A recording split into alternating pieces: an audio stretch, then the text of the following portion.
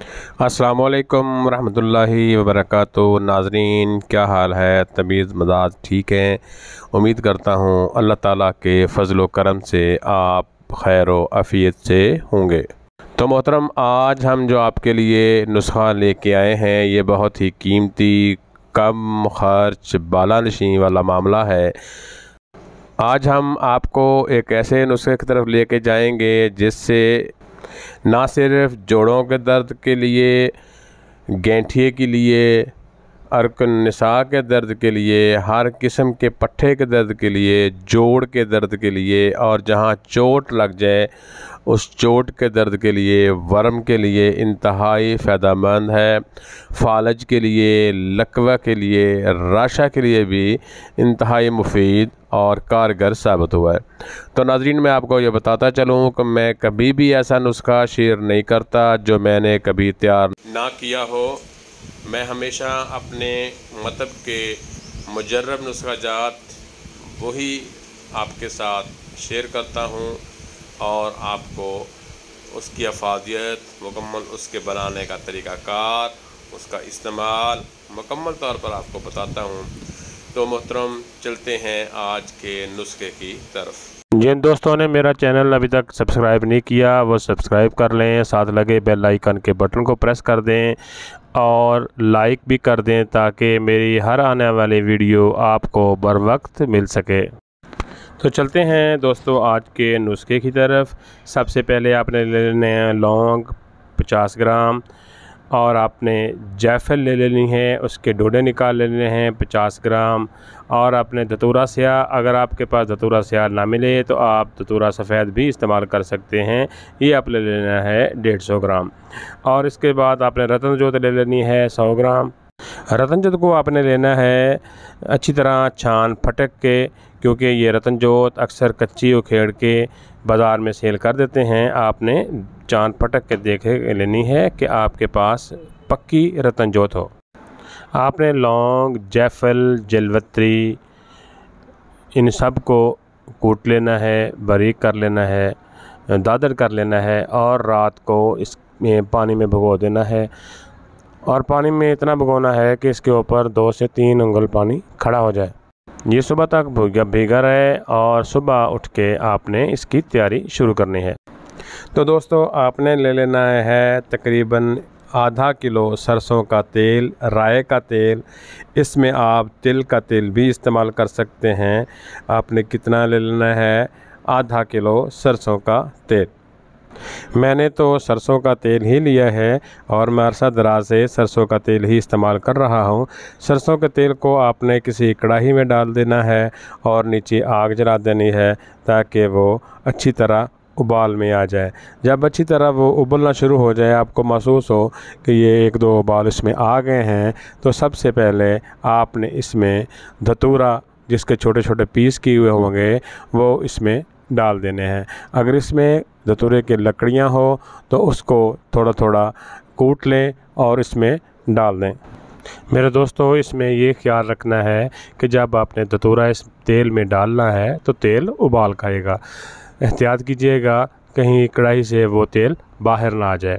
उसके बाद आपने जो रात को भिगो के रखा था लौंग, जायफल और जलवत्री, उसको थोड़ा थोड़ा करके डालते जाना है, क्योंकि तेल गर्म होगा। अगर एक दफ़ा डालेंगे तो वो उबाल देगा और सारी चीज़ें बाहर गिरा देगा। ऑयल गर्म इतना ज़्यादा होता है कि जब आप चीज़ें डालते हैं तो वो ऐसे उबाल देता है कि हर चीज़ बाहर फेंक देता है। आहिस्ता आहिस्ता इसको उबलने दें और साथ लकड़ी के साथ इसे हिलाते भी रहें ताकि ये उबाल के बाहर ना आ जाए। तो मेरे मोहतरम दोस्तों, थोड़ी देर तक इसे उबालते रहें ताकि इस अज्जा का जो असरात हैं वो निकल आएँ। और इसके बाद आपने इसके अंदर डाल देनी है रतन जोत। रतन जोत से इसका कलर भी बहुत ज़बरदस्त बन जाएगा। रतन जोत डालकर थोड़ी देर तक पकाएं। इतनी देर तक इसको पकाना है कि जितनी देर तक इसकी झाग वगैरह ख़त्म ना हो जाए। जब इसकी झाग वगैरह बिल्कुल ख़त्म हो जाए और जो मवाद हमने डाला था, जो नुस्खा जात हमने डाले थे, वो तैर कर ऊपर आ गए हैं, तो ये एक बेहतरीन तेल तैयार हो जाएगा। मोहतरम ये आयल एक खुशनुमा आयल होगा, इसकी स्मेल बहुत अच्छी है।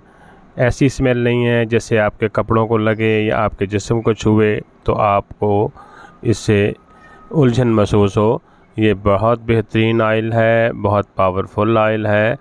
इसकी अफादियत अभी आपको हम बताते हैं कि इसकी अफादियत क्या है और ये कहाँ कहाँ आपको फ़ायदा देगा। ये आयल आपको फ़ायदा देगा उन लोगों के लिए जिनको गैंठिया है, जिनके जोड़ों पर वर्म आ जाती है, घुटनों से चल फिर नहीं सकते, घूम नहीं सकते, घुटनों में वर्म है, घुटनों में खला पैदा हो गया है, उनके लिए। और किसी को चोट लग गई हो, गिर गया हो, उस चोट के लिए भी बहुत फ़ायदेमंद है। और कमर दर्द के लिए, पट्ठे के दर्द के लिए इंतहाई मुजर्रब है और इंशाअल्लाह चंद ही मिनटों में आपको बहुत सारा फ़ायदा देगा। वो मेरे दोस्त, वो मेरे बुज़ुर्ग, वो मेरे भाई जो राशा जैसी मूज़ी मर्ज़ में मुब्तला हैं, उनके हाथ कांपते हैं, चाय की प्याली भी नहीं पकड़ सकते, उनके लिए भी ये आयल बहुत फ़ायदेमंद है। और मेरे मोहतरम, अरकन निसा का दर्द हो, पट्ठों का दर्द हो, जिसको हम रिंगन भी बोलते हैं, उसका दर्द हो, कोन रग का दर्द हो, इसके लिए भी ये एक लाजवाब तोहफ़ा है। और मेरे वो दोस्त जिनको लकवा हो गया हो, जिनका चेहरा एक तरफ की तरफ फिर गया हो, ये भी एक पट्ठे की बीमारी है और इसका भी एक बेहतरीन और ये मुजर्रब इलाज है। एक तरफ को चेहरा फिर जाता है, पिया नहीं जाता, खाया नहीं जाता, तो इसका भी एक बेहतरीन ये इलाज है। मेरे दोस्तों, अब हम आते हैं इसका तरीक़ा इस्तेमाल। हमने इसको इस्तेमाल कैसे करना है। ये जितनी बीमारियां मैंने आपको गिनवाई हैं, इन सब का इस्तेमाल, तेल का इस्तेमाल जो है, इन सब के लिए मुख्तलिफ है। जैसे जौन सी बीमारी है उसके लिए इसका इलाज मुख्तलिफ है। आयल एक ही है, तरीक़ाकार एक ही है, लेकिन इसका इलाज लगाने का तरीक़ाकार ज़रा थोड़ा मुख्तलिफ है। तो दोस्तों, सबसे पहले चलते हैं हम गैंठिए के मरीज़ के लिए, जोड़ों के दर्दों के मरीज़ के लिए।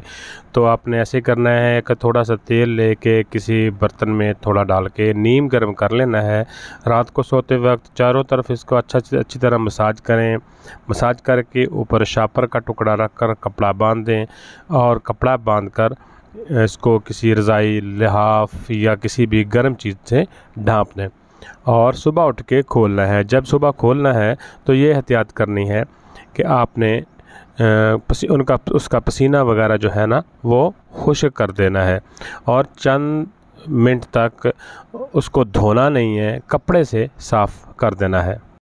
कमर के दर्द के लिए भी बिल्कुल सेम ही आपने इसका फार्मूला इस्तेमाल करना है। कमर के दर्द पर भी ऐसे ही गर्म करके आयल को मसाज करनी है, ऊपर शापर रख के कपड़ा बांध के सो जाना है और सुबह उठ के खोल देना है, अगर दिन के टाइम आपको टाइम मिले तब भी। और अरकन निसा का जो दर्द है, इसका कमर में मालिश करनी है और साथ जिस टांग में दर्द हो रहा हो उस टांग में भी मालिश करनी है। ये मैं आपको बताता चलूँ कि अरकुन निसा की जो दर्द है वो 90% मर्द को उल्टी साइड पे होती है और औरत को सीधी साइड पे।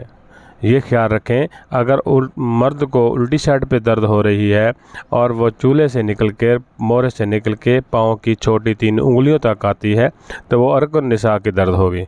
तो इसके लिए ये इलाज बहुत मुजर्रब है। तो जनाब आगे चलते हैं। राशे के मरीज़ के लिए इसका भी मालिश करनी है आपने, लेकिन इसके ऊपर शापर नहीं बांधने। ये दोनों बाजुओं के ऊपर मालिश करनी है और मालिश ऐसे करनी है कि दोनों बाजू जो है ना वो अच्छी तरह मसाज ही करना है, ज़ोर लगा के इसकी मालिश नहीं करनी। और इसके आगे आप चलें तो आपको मैंने बताया था कि ये जो तेल है ये राशा के लिए और उसके बाद लकवा के लिए बहुत फ़ायदेमंद है। तो लकवे के लिए इसका थोड़ा मुख्तलिफ तरीक़ाकार है।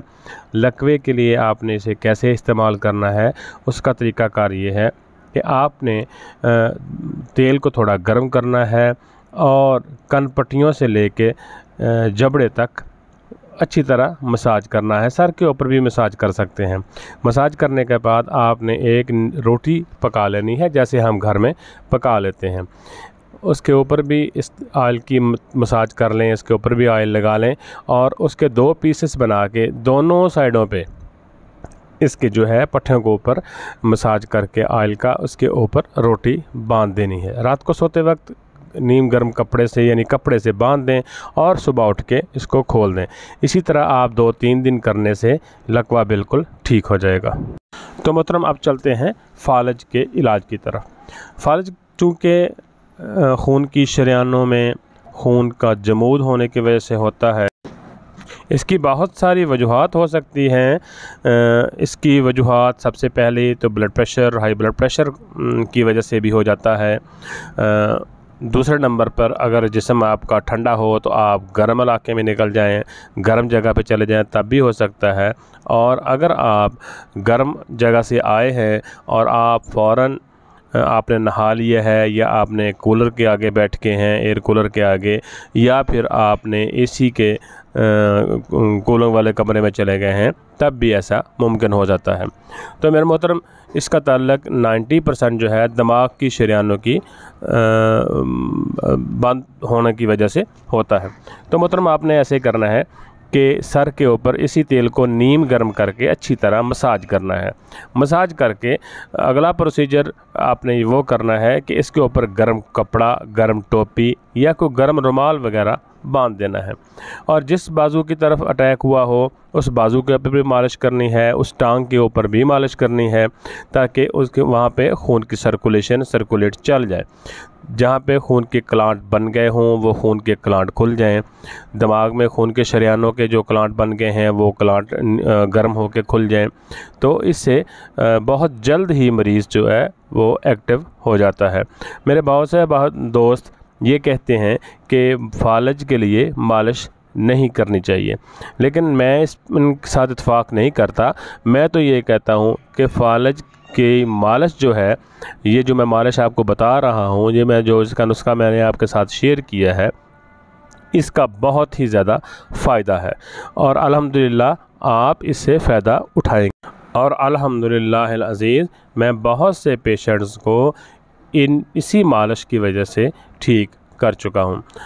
दूसरे नंबर पर आपने एहतियात ये करनी है, इसकी परहेज़ ये है कि जब आपने किसी भी मरीज़ को, किसी फालज वाले को, किसी गैंठिए वाले को, किसी भी मरीज़ को इसकी मालिश करनी है तो कोशिश ये करनी है कि उस दौरान अगर उसको कोई घबराहट वगैरह महसूस हो रही हो तो इसको ठंडा पानी बिल्कुल भी नहीं देना।